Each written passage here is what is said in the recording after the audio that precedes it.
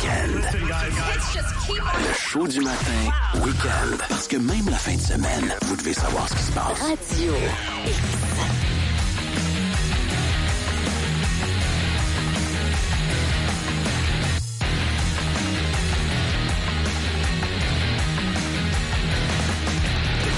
h 25 à Choix Radio X, c'est 17 degrés sur Québec. Pour aujourd'hui, ce sera nuageux. On parle de pluie qui devrait débuter cet après-midi, max de 20 degrés. Pour ce soir, ce sera de la pluie, un minimum de 11 degrés. Demain, lundi, c'est de la pluie intermittente qui devrait cesser en après-midi. Ce sera nuageux par la suite avec un max de 16 degrés. Et pour ce qui est de mardi, alternance de soleil et nuages avec un max de 24 degrés. Pour nous joindre en studio, c'est le live à radiox.com. Au téléphone, c'est le 670-9098 ou encore le 1877-440-2464. C'est le grand retour de Matt Thomasin, l'instant d'une fin de semaine. Matt Thomasin que vous pouvez voir sur les ondes de Télémag, c'est la chronique automobile. Salut mon Matt, comment ça va? Bon matin mon Yann. Merci, comment ça va?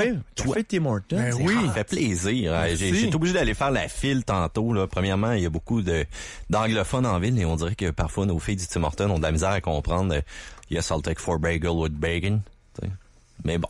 C'est vrai? Ouais, effectivement. C'est un petit peu décevant parfois. Mais bon, c'est pas grave. Écoute, j'ai fait la file. Je me suis battu pour avoir vos cafés, les gars. Puis je suis super content que vous soyez très heureux. Parce que d'ailleurs, Yann, justement, je veux que ça te donne un petit regain d'énergie. Oui. Peut-être ta voix tantôt, là. Puis t'avais donné un gars qui est un peu fatigué. Eh non, même pas. Extinction de voix cette semaine. Mon drain français là, autour de la maison, j'ai tout défait ça. J'ai défait le terrain. T'as rentré le marteau-piqueur dans le sous-sol pour tout défaire. En une semaine, on a défait le drain français chez nous. En une semaine, on a organisé le 30e anniversaire de ma conjointe.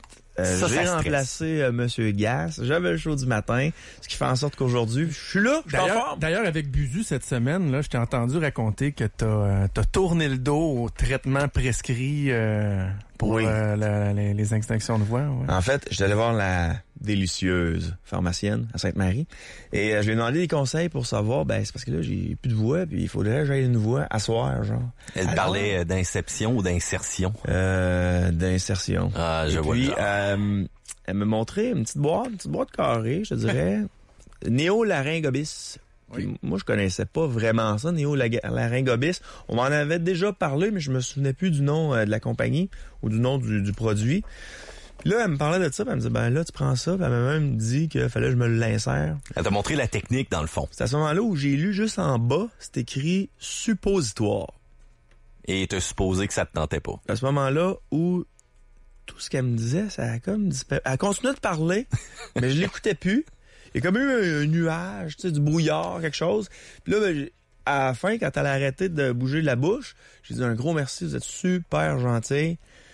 Puis je suis parti. Puis là, j'ai regardé, ça était parti. Puis quand elle me regardait pas, je l'ai mis sur la tablette, j'ai sacré mon camp. Comme un raton laveur, t'es parti en grand. Je l'ai mis sur la tablette, j'ai sacré mon camp. Mon Dieu. OK. Fait là, c'est ce qui fait que t'es comme ça ce matin. Voilà. Là où le soleil ne va pas, tu peux pas y aller. Where the sun don't shine. Mais bon, il y en a qui disent que ça fait des petits miracles, ces affaires-là. Je peux pas te parler d'expérience, mais écoute, je pense que certains collègues, justement, animateurs, ont déjà peut-être abusé un petit peu de ces choses-là. Oui.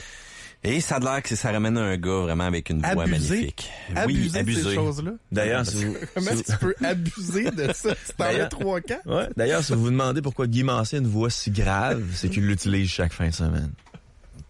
On passe à chronique auto, mon Yann. Je commence à être gêné.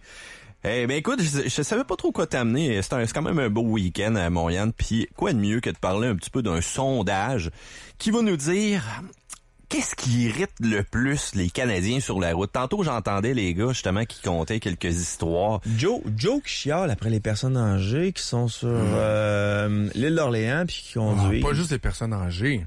Ouais, mais les touristes du dimanche, le samedi. Pourtant, Joe, les personnes âgées ont une conduite sécuritaire. C'est comme ça que tu devrais le prendre. Non, regarde. Ben là, tu m'ouvres la porte, là. Tu m'ouvres la porte. Je t'ai raconté mon cas de hier après-midi. Ouais. Les chauffeurs qui jouent de la claquette sur leur pédale de frein, là, moi, je suis pas capable. C'est juste un effleurement de la pédale. Oui, c'est ça. Ils font juste comme... Fait que là, ça a l'air d'un arbre de Noël qui clignote, là, ou une black light qui se fait aller, mais rouge en arrière de toi. Puis là, ben toi, à chaque fois, tu breaks, parce que là, tu sais pas s'il break pour de vrai. J'en ai vu un hier, là, c'était épouvantable. Je rageais dans ma voiture. Mais là, t'avais pas assez augmenté ta distance entre le véhicule qui te précédait pour être tout le temps sur la réaction comme ça. Non, je respectais son solide 45 km/h, là. Mais il faut dire qu'aussi... Dans une zone de 70. Oui, voilà. Oui, dans une zone de 70, ça l'aide. Tu vois, puis j'avouais tout à l'heure à Joe que moi, c'est moi, ça. Ben, en moto. En moto, là, je dépasse rarement le maximum, là.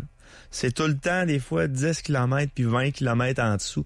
Ce qui doit être rageant pour les automobilistes en arrière de moi. Peut-être, mais je présume que tu es assez courtois pour te tasser sur la droite et justement inciter les gens d'un signe de la main à tout simplement passer et faire un beau salut très courtois après pour dire désolé de t'avoir stressé. Ouais, des fois, je suis gêné. Des fois, il y a comme 4 véhicules. Fait que je fais semblant de tourner dans une entrée. Ça, c'est bon. Je les laisse passer, pour ça, je repars. Ouais. Mais il faut dire que c'est très propice aussi au comportement particulier parce que là, on est à l'approche des vacances. Ouais. Les zones de construction, ça n'a aucun sens. Les gens avec les tentes roulottes, sérieusement, là, il y en a qui sont pas vraiment habitués. Déménagement de ce temps-ci, là, comment de véhicules qu'on a vu avec des remorques bourrés de stock, des camions de location pour ne pas nommer certaines compagnies. J'en ai vu un d'ailleurs qui a perdu une roue hier sur le pont La Porte. Ça, c'est super. Tu loues une remorque justement d'une compagnie X et voilà le pneu qui part littéralement et tu causes un bordel total. C'est souvent la même compagnie en plus. Ouais. Mais Transport Québec fait pas d'inspection sur ces véhicules-là qui nous sont loués. T'as-tu remarqué combien de ces véhicules-là sont plaqués en Idaho, aux États-Unis? Ouais. Toutes les remorques. J'ai jamais vu une remorque avec une plaque du Québec de cette fameuse compagnie-là. Fait que d'après moi, il doit y avoir un certain contournement qui est possible. Premièrement, les plaques doivent coûter beaucoup moins cher. Côté assurance, ça doit être encore la même chose. Ils nous amènent ces véhicules-là, puis après ça, écoute, qui les inspecte? La compagnie direct. Quand on arrive là, le 1er juillet, là, justement, le festival du déménagement, premièrement, c'est souvent ma tante Colette ou oncle Raymond qui va louer ces camions-là, qui n'a aucune idée de comment que ça se comporte, les chaînes de trottoir, on m'a embarqué ça sur le terrain, tout croche. OK, le voisin vient de refaire la toiture, il y avait des clous à terre parce que là, justement, tout le monde emménage, déménage, on répare la maison aussi en mode rapide durant l'été. Ouais. Les pneus bourrés, regarde, ça n'a aucun sens des fois. Sérieusement, je me demande justement qu'est-ce que Transport Québec fait avec ça. Pourquoi qu'ils jettent pas un œil, là, nos amis verts, là, ils devraient jeter un petit coup d'œil une fois de temps en temps sur les camions là-dessus, puis pas nécessairement ceux-là qui louent le camion, mais aller directement dans à l'endroit où est-ce que la compagnie les stationne, là, puis se partir une belle inspection pour voir justement qu'est-ce qu'il y en a avec ça. Remorque incluse, s'il vous plaît. Je serais vraiment curieux de savoir le règlement par rapport à ça, parce que les camionneurs américains qui viennent ici avec un véhicule qui est pas en bon ordre se font arrêter, là. Ben, sais-tu quoi, garde, je le prends comme dossier, puis dans les prochaines semaines, je vais te revenir avec ça. Je vais te donner un peu plus de détails, parce que je te cacherai pas que nous autres aussi, il y a beaucoup de véhicules sur la flotte de presse qui sont plaqués en Ontario. Ouais. Donc, les gens les amènent ici tout simplement. Donc, à quelque part, ça doit être plus rentable de laisser un véhicule plaqué, immatriculé, assuré aussi de l'autre côté de la province, puis d'amener le véhicule ici. Écoute, il y a des fois, ça se rend en Colombie-Britannique, il y a d'autres fois que ça se rend justement jusque dans les provinces de l'Atlantique. Donc, il y a une raison là, pour laquelle, des fois, on plaque pas le véhicule nécessairement dans la province de choix. Hey Joe, j'ai actuellement l'association de l'âge d'or de Tombouctou qui veut faire une plainte sur toi concernant... ta façon de décrire les gens qui conduisent de façon sécuritaire. Hey, j'ai pas parlé d'âge. Moi, j'ai jamais vu une personne âgée en feu sur le pont Champlain. Hein. Mon monsieur qui avait le break nerveux hier, c'était un monsieur, puis il devait avoir à peu près 45 ans. Donc, je ne fais pas d'âgisme, Yann Marceau. Arrête. Il y avait des cheveux blancs, cependant. Ben, en tout cas, il m'en a donné. Un autre aussi période où est-ce que c'est quand même assez particulier sur les routes, c'est le 1er du mois, on se le cachera pas. Et sérieusement, on dirait que toutes les poubelles ressortent. Écoute, un sondage canadien qui a été demandé par autotrader.ca. Donc, qu'est-ce qui est le plus irritant sur la route? Les gens qui parlent et qui textent en conduisant. Donc, 30% des répondants ont nommé les cellulaires comme étant le pire fléau sur la route. Au Québec, c'est 26% des gens qui ont identifié ce problème-là comme étant le pire. Toutefois, 16% des Québécois ont affirmé qu'ils textent en conduisant. C'est plus que ça, man. Moi, tu penses? Ouais. C'est sûr que les gens, là, dans un sondage, ils veulent pas trop se déclarer comme étant des rebelles de la route. Je suis d'accord avec toi. Texter en conduisant, est-ce que c'est vraiment lorsque le véhicule est en déplacement ou ça entre à une lumière, par exemple? Ben, c'est une bonne question, là. Effectivement, on aurait peut-être dû poser la question, est-ce que vous textez aux lumières ou vous textez sur l'autoroute? Moi, je dois te dire que c'est souvent en roulant. En roulant, on en voit la minute que tu vois un véhicule qui est comme déviant un peu sur la route, donc qui traverse de la ligne, qui s'en va rouler dans l'accotement d'un côté à l'autre. Et c'est sûr que cette personne-là est en train de faire un texto. Tu parlais de moto, je suis rendu un fou de la minute qu'une voiture qui arrive en arrière de moi. J'ai trop de collègues, de connaissances à qui c'est arrivé qu'un véhicule étant comme en train de texter, on voit pas nécessairement la moto en avant, puis qui est arrivé à une distance de freinage beaucoup trop près de son pneu arrière. Autrement dit, on pète la zone de confort, littéralement. Fait que je suis rendu que je me watch tout le temps, puis oui, j'en vois des gens là, tu sais, qui ont le téléphone tout le temps dans la main. Puis souvent, ces gens-là aussi, là, ils savent pas nécessairement qu'ils ont un système de main libre à l'intérieur du véhicule, voire même pour composer des textos des fois. Il y a beaucoup d'intégration de Siri maintenant dans les nouveaux véhicules dans lesquels tu peux tout simplement répondre à tes textos. Les gens ne s'en servent pas. Puis je dois te dire aussi que même auprès de certains collègues journalistes automobiles, ces systèmes-là sont complètement ignorés. On fait même pas d'évaluation dessus. Il y en a qui vont très bien, il y en a qui vont très mal, on se le cachera pas, mais c'est pas évident. Mais regarde, on s'entend pour dire que la minute que vous avez un cellulaire dans les mains, même si c'est à une lumière rouge, les gars, vous remarquerez combien de fois que quelqu'un texte une lumière rouge, il voit pas que la lumière est changée au vert. Là, t'attends. Bon, ben, j'y vais d'un coup de klaxon. Puis là, il part d'un coup sec, puis il a pas vu le vélo qui s'en venait de l'autre bord, parce que le vélo non plus, c'est pas nécessairement la personne qui respecte le plus la signalisation. Ouais, puis Jonathan, tu remarqueras, là, le soir, c'est encore plus perceptible avec les gens qui ont la lumière bleue de le cellulaire d'en face. Les gens se regardent la cuisse aux lumières. Ça va, Yann? Ça va, Yann? Texto. Si on te dérange, tu nous le dis? Non, c'est pas un texto. Je voulais juste parler à Siri, voir si ça fonctionne. Je l'ai jamais essayé, moi. Ben, hey, Yann, je veux pas faire du inside baseball, là, mais vendredi après-midi, là, je t'ai envoyé un courriel pour te dire, hey, on a-tu un chroniqueur hockey pour demain, étant donné que c'est le repêchage ce soir, là. Je t'ai envoyé ça en conduisant avec Siri. Bon, ouais. Pesé sur Siri, j'ai envoyé un courriel à Yannick Marceau. Elle valide le courriel. Je lui dis que le message, elle me le répète, tu dis envoyer. Donc, je t'ai envoyé un courriel de 4 lignes, sans jamais avoir touché à mon téléphone, sauf là pour peser sur le bouton Siri. La procédure est un peu plus longue. Ça, c'est tout ça avec ton cellulaire? Oui. Oh, ouais, attends un peu. Qu'est-ce que je pourrais poser comme question à Siri? Ben, je sais pas. Demander quelle température qu'il va faire demain, tout simplement. Ou encore, écris à ma blonde, qu'est-ce que tu veux pour souper? Quelle température qu'il va faire demain, je le sais. Ben non, mais écris à ta blonde, qu'est-ce que tu veux pour souper? Attends, une question embêtante. T'as jamais discuté avec Siri? Jamais? Ben voyons. Ok, tu veux de quoi d'embêtant, là? Je sais pas. M'en dis de t'en faire une blague. Chut. Siri, dis-moi qui est le plus beau. Vous êtes superbe, mais... Non, c'est vraiment vous qui avez le plus beau visage. Tu vois? Ouais. Elle a-tu activé la caméra là-dessus ou t'avais la caméra vers nous autres? Comment? T'avais-tu la caméra vers nous autres? Parce qu'il me semble que tu tenais ton cellulaire pas mal vers nous. Non, c'était bel et bien moi. Ok, c'était bel et bien toi. Toi, je vais développer une relation particulière avec Siri. Je vois ça. Hey, on passe au prochain point, les gars. Utilisez vos clignotants. Donc, 18% des Québécois sont agacés par ceux qui ne signalent pas leur intention de tourner. Puis ça, j'avoue que c'est gossant. Ça n'a aucun sens. L'autre point, lentement mais sûrement, 16% des répondants pestent contre les chauffeurs du dimanche. Je t'accorde le point. Donc, écoute, 16%, Yann, des gens vont rager contre toi en moto. Faut pas faire d'agisme, hein? Faut faire attention. Hey, les clignotants, là, je veux saluer ma blonde Mélissa, qui, elle, rêve du jour où les citoyens pourront se voir octroyer un droit de donner des tickets. Parce qu'elle dit qu'elle en distribuerait à la pocheter parce que quelqu'un qui met pas son clignotant, là... Ça enrage beaucoup. Mais c'est vrai que ça peut être très, très, très désagréable. Ouais, ben, surtout dans les endroits particuliers. Moi, tu sais, sur la rue Saint-Jean, là, c'est un one-way, là. Il y a 2 voies, là. Puis en plus de ça, d'un côté, t'as du stationnement. Ouais. Je fais en sorte que quand tu signales pas ce que tu vas faire, ça peut être extrêmement dangereux, là. Quelqu'un peut sortir de son véhicule, t'es obligé de tasser puis tu le frappes, là. Et la rareté d'un stationnement dans cet endroit-là cause un certain moment d'émotion la minute que t'en trouves un. Tu veux vite rentrer dedans. Déjà là, tu commences à le protéger de manière en avançant le véhicule à l'intérieur. Déjà là, t'es mal placé après ça pour faire ta manœuvre de reculon. Et sans compter qu'il y a beaucoup de gens, ça sera encore une autre statistique à regarder, qui ne sont pas à l'aise à faire une manœuvre de stationnement en parallèle, justement. Puis ça, c'est assez particulier. Je te le dis en parallèle, là, mais c'est en perpendiculaire. Là. En tout cas, peu importe quelle manière de stationnement, la minute que c'est le temps de reculer, les gens là sont pas très, très conscients de se servir dans leur miroir, savoir quelle distance, à partir de quand on commence justement à tourner le volant pour que le véhicule s'insère dans la case de stationnement. Fait que... Puis Joe, je suis sûr, t'as déjà vu ce phénomène-là, les gens qui virent large. Oui. Ça, c'est capoté, ça. Des autobus, des camions.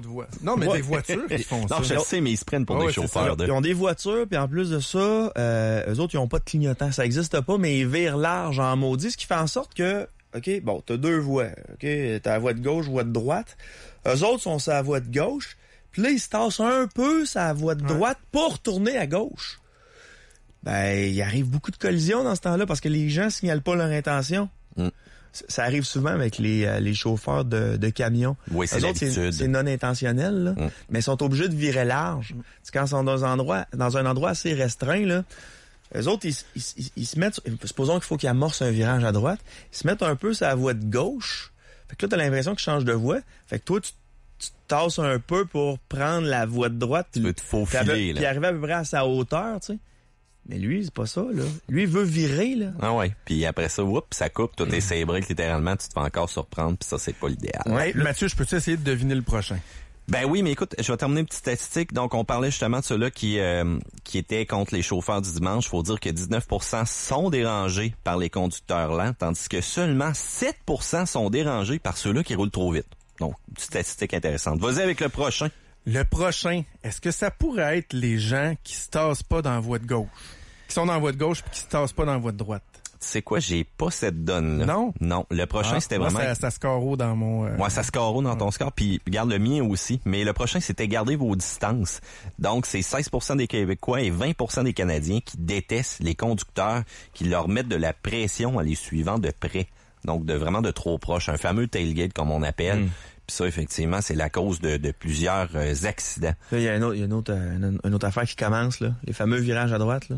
On peut tous virer à droite, mais on n'est pas obligé. Respectez donc les gens qui sont un peu plus nerveux puis qui veulent pas virer à droite. Ouais, si je me trompe pas, si tu klaxonnes une personne qui tourne pas à droite, mais qui aurait le droit, c'est un ticket.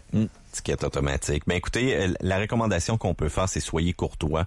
Au Québec, il semble qu'on accepte plus facilement de se faire couper qu'ailleurs qu'au Canada. Donc, 47% des répondants tendent à ignorer cet acte, alors que 25% les klaxonneraient et 7% leur feront le fameux doigt d'honneur. Moi, là, j'aime beaucoup conduire. OK, là, on fait des blagues, je parle des choses qui m'enragent, mais une des choses que j'aime au volant, honnêtement, c'est être courtois.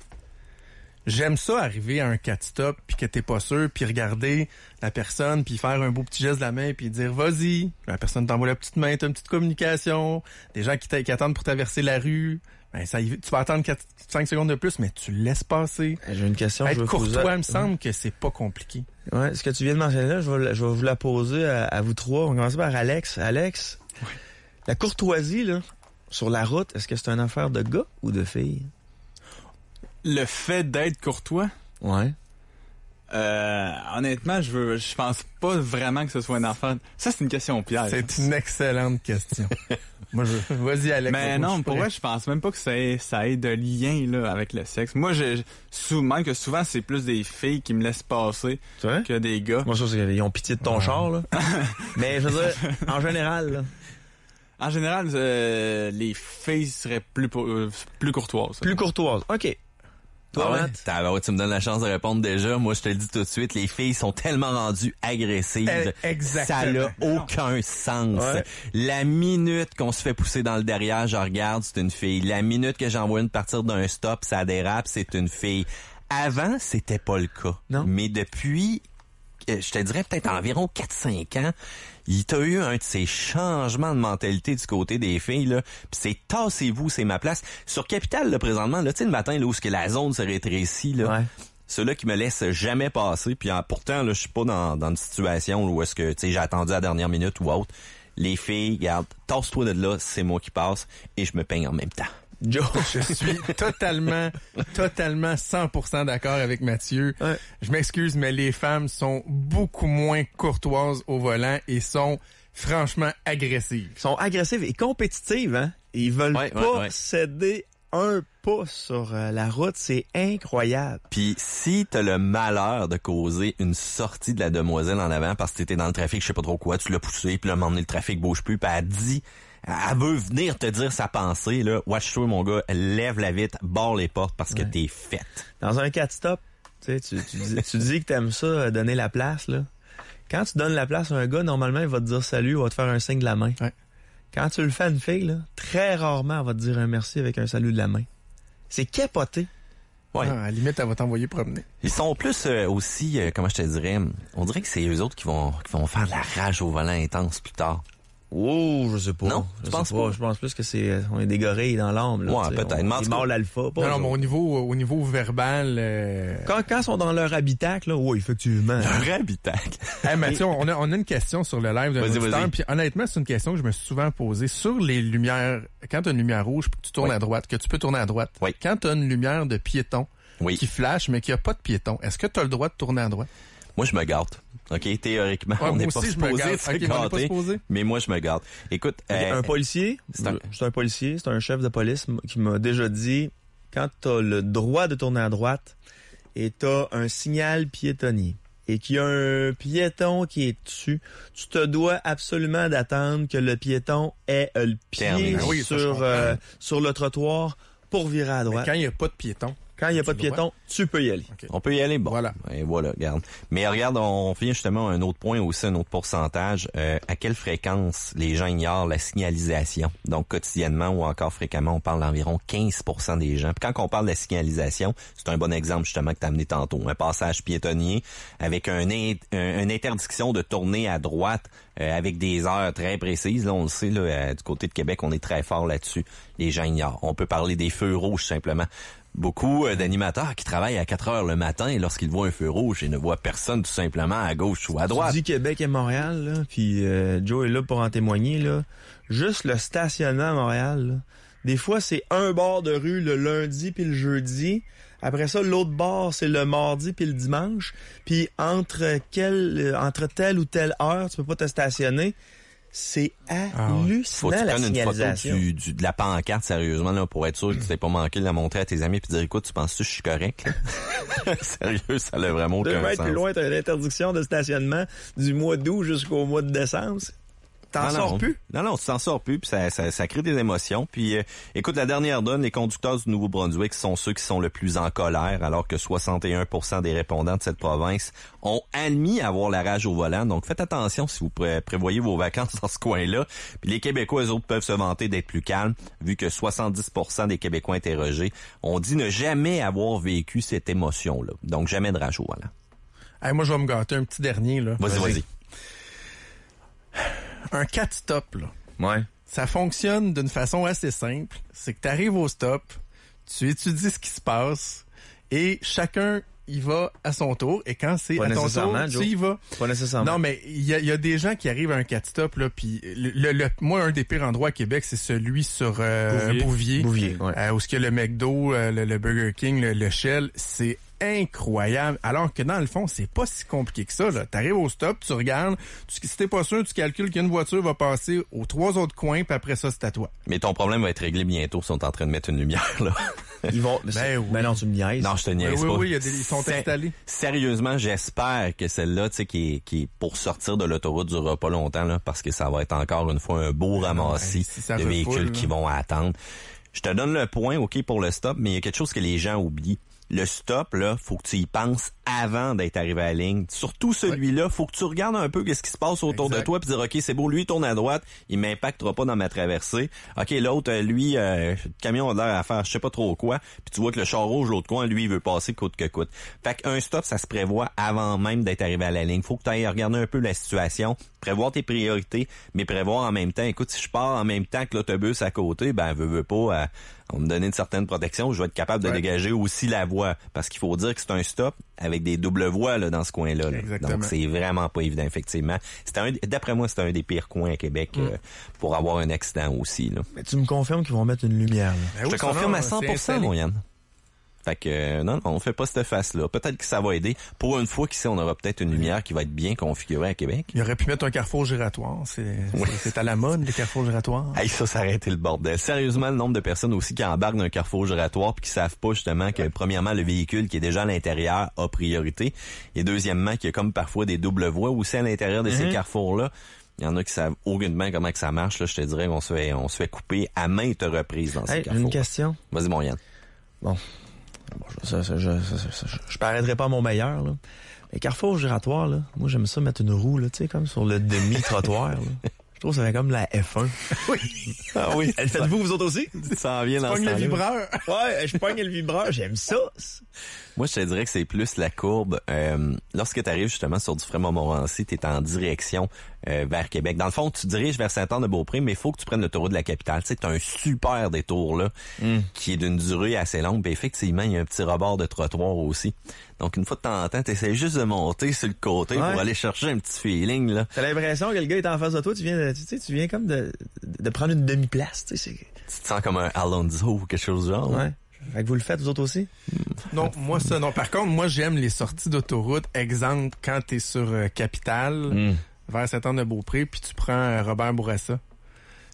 Tu sais, la jonction entre les deux autoroutes, t'as une espèce de S que tu peux faire en allant chercher la voie d'accotement, intérieur, extérieur. Ah ouais? Ça, moi j'aime ça. Mais si t'aimes les courbes, là, les équerres, là. Ah, ça, la transition entre le village vacances vers le quartier, puis... je te dirais... c'est Tewksbury, en fait, là. Mais je te dirais Stoneham. OK. Il y a une passe qui est là. C'est sinueux, là. Tu tripes à mort, là. T'en as pour à peu près, je te dirais, 25 minutes, là, de courbe. Ah, c'est beau. Tout le monde va tester leur moto, là, leur véhicule, là, la minute que ça tient. Yes, veux-tu me parler de caravane? C'est bien ça que je lis? Bon non, mais je t'ai dit que je te ferai un petit résumé des essais qu'on a fait dernièrement, mais écoute, avant même peut-être de parler de caravane, Lexus nous avait invités sur le circuit de e-car. D'ailleurs, on va parler un petit peu de vibreur tantôt. Je peux te dire que ça nous a fait vibrer solide. On a essayé la Lexus RCF, cette bombe de vitesse-là, qui cible directement les Audi RS5, BMW M4, Mercedes C63 AMG. C'est reconnu déjà pour être des missiles sur 4 roues. Écoute, c'est une voiture qu'on n'a pas souvent la chance de mettre les mains là-dessus. Lexus nous a dit, voici les clés, allez vous amuser. On était toute une gang de journalistes. Il y en a certains qui avaient de l'expérience du côté des cars. La minute qu'on tombe avec un Carnado, alias un débolté, qui sait comment ça marche ce circuit-là. J'ai fait une ride avec et sérieusement, je pensais pas qu'un véhicule pouvait se rendre à ces limites-là. Je te dirais cependant que la condition des pneus lorsqu'on est revenu n'était pas en toute fraîcheur, comme on dit. Mais écoute, un V8 de 5 litres, 467 forces, c'était le V8 le plus puissant jamais développé par Lexus, qu'on avait logé dans une carrosserie qui est très rigide, abaissé, un appentement qui est assez long puis une voie large. On avait vraiment le véhicule qui était avec du fini carbone sur le toit ou encore l'aileron. Nouvelle technologie pour cette année, il y a un différentiel à répartition vectorielle de couple. Donc là, je sais que je veux pas trop vous perdre les gars, mais ce que ça fait directement, c'est un transfert optimal du couple entre les roues à gauche et à droite, surtout pour ceux arrière, veux pas. Donc c'est la minute que tu as l'accélération, l'ordinateur va calculer le couple idéal pour que tu aies une meilleure courbe. Donc que ce soit en entrée, que ce soit en sortie, ce système-là va gérer ça. Tu as un mode slalom, un mode piste, un mode standard. Écoute, c'est une voiture qui est extrêmement technologique, un peu lourde lorsqu'on va la pousser quand même assez fort. Donc on va avoir un peu de sensation qui va être parfois... tu sais, quand on a l'impression qu'un véhicule décroche, tu sais, il est lourd, t'arrives, puis t'as l'impression d'être poussé vers l'extérieur. Mais écoute, d'une sonorité incroyable. Regarde, c'est une voiture de performance avec une J'ai quelqu'un, Mathieu, dans mon voisinage qui, la semaine dernière, s'est procuré cette voiture-là. Et juste au niveau du design, là, c'est beau. C'est belle. Incroyablement beau. C'est pour ça que je dis c'est une voiture de performance, mais avec une touche tellement originale. Écoute, on recule dans des années où est-ce que Lexus, là, recule de 10 ans. OK, Lexus, c'était mon oncle Raymond qui avait ça, qui se promenait à 60 km/h dans la zone de 90. Ça a changé un peu. Ça a changé énormément, là. Tu regardes le look du véhicule, c'est extrêmement agressif. T'as une finition intérieure parmi les plus impressionnantes par la qualité, par la fonctionnalité. Mais c'est sûr que pour avoir un RCF, il va falloir débourser environ 84 000 $. Mais c'est normal. On joue dans la gamme des Allemandes de RS5, de BMW M4 puis de Mercedes-Benz. Automatiquement, veut pas, c'est le prix qu'il faut débourser. Et si jamais on n'a pas nécessairement cette bourse-là, mais on peut descendre tout simplement dans le RC 350, la version F-Sport. Justement, je vais t'en revenir là-dessus. Je vais faire un essai bientôt d'une semaine complète avec ce véhicule-là. Coupé Sport, un V6 de 3.5 litres à 307 forces.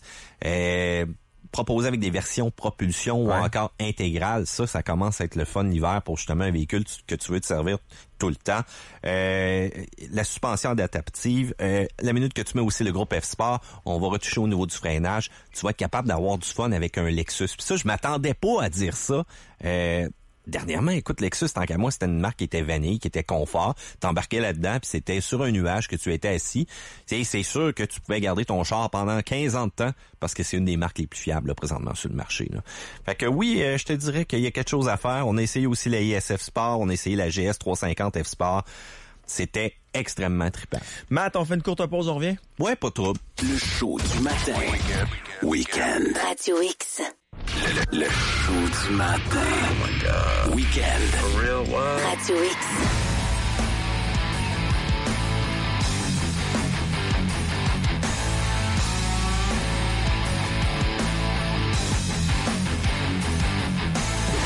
D'abord, 3 minutes. Merci d'être branché sur le 98.1 Radio X. On est toujours dans la chronique automobile avec Mathieu Thomasin, chroniqueur automobile chez Télémag.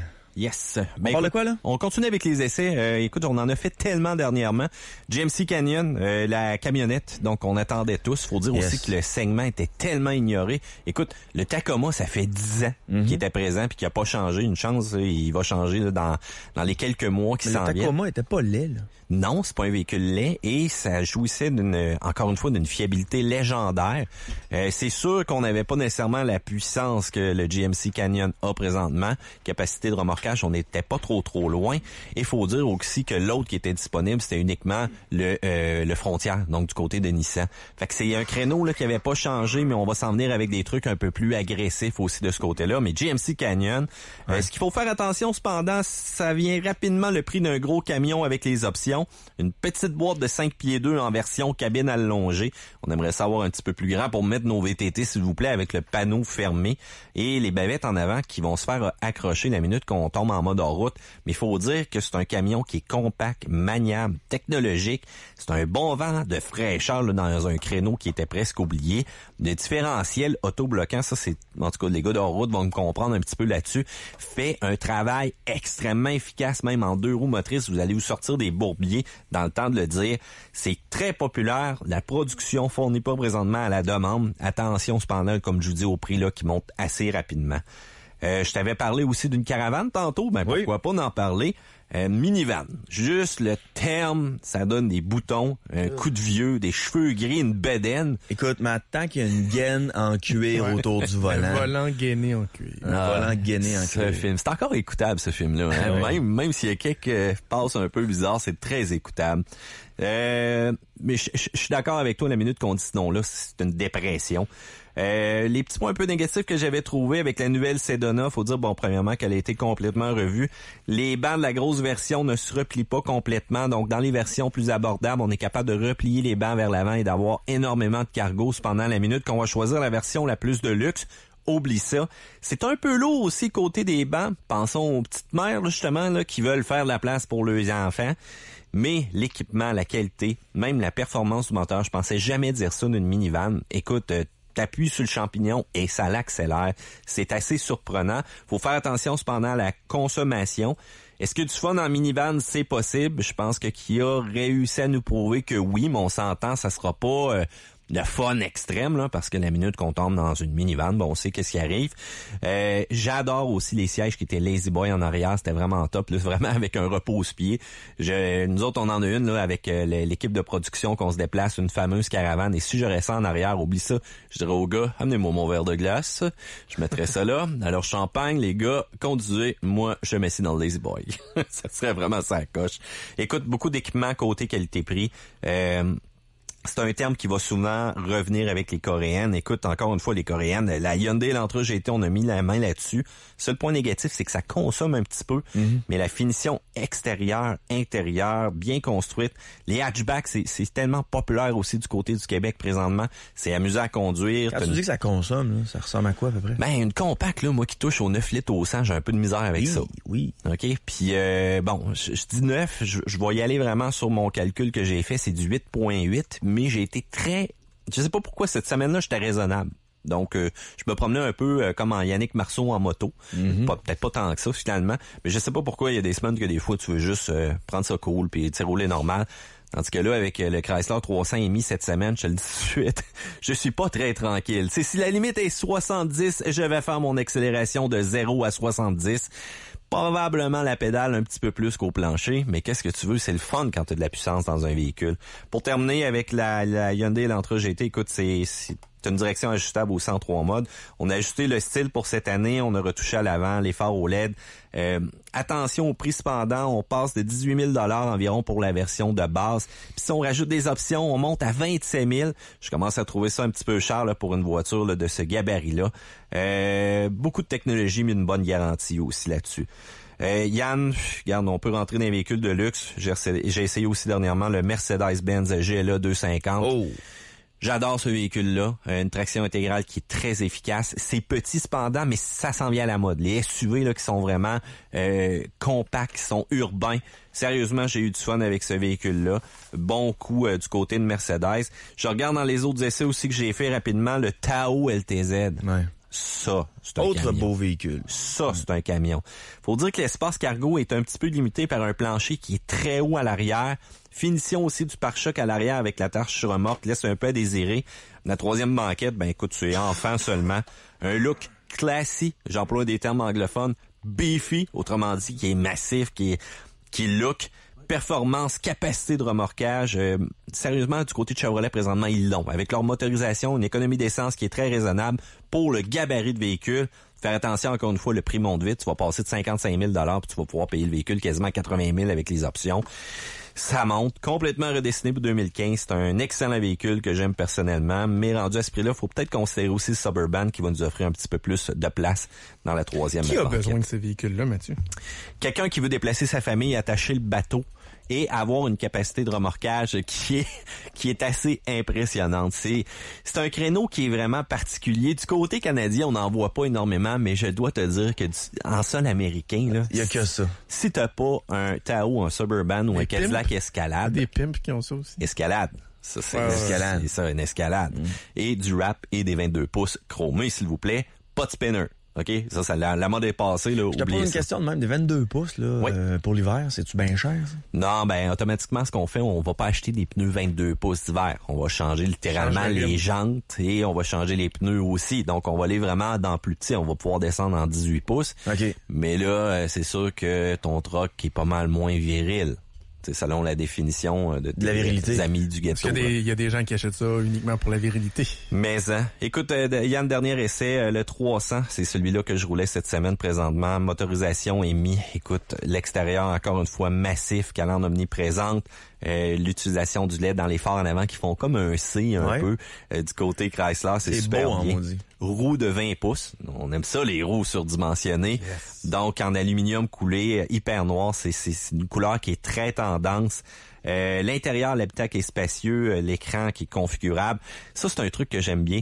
Au niveau des portes-gobelets, tu peux les mettre refroidissants ou encore chauffants, tout simplement. Puis tu as une barre de LED qui apparaît selon ce que tu as sélectionné. Écoute, je pourrais en parler très longtemps. Ce qu'il faut retenir, c'est que là-dedans, tu as un EMI 363 forces, 394 livres de couple. Le V6 est OK, mais si tu as le goût de vrai muscle américain, tu prends un EMI dans cette voiture-là et t'as pas le choix. Écoute, tu vas être capable de faire environ 13 à 14 litres au 100 en étant un petit peu dévergondé, comme moi, je te dirais. Et c'est une voiture qui est à considérer si t'aimes le côté américain volumineux et tu veux un V8. Tu l'as propulsion, on oublie cependant la traction intégrale si tu l'as mis dedans, mais écoute, si jamais tu veux prendre le V6, ça va faire la job en masse. Véhicule très technologique, extrêmement intéressant. Tirage une paire de billets pour les belles autos d'hier? Oui, effectivement, j'ai ça sur la table ici. De quelle manière tu veux procéder, mon Yann? Faut que la personne vienne les chercher cependant. Fait que Est-ce que c'est pour aujourd'hui? Oui, c'est pour aujourd'hui. Il faut dire que c'est la dernière journée. Donc, c'est du côté du parc des Chutes Montmorency, le fameux gala d'élégance. Si t'aimes les voitures d'hier, le passé, les Charger 69, Challenger et ainsi de suite. Puis en plus, il y a la collection privée de Monsieur Robert Frenette là, qui est présent.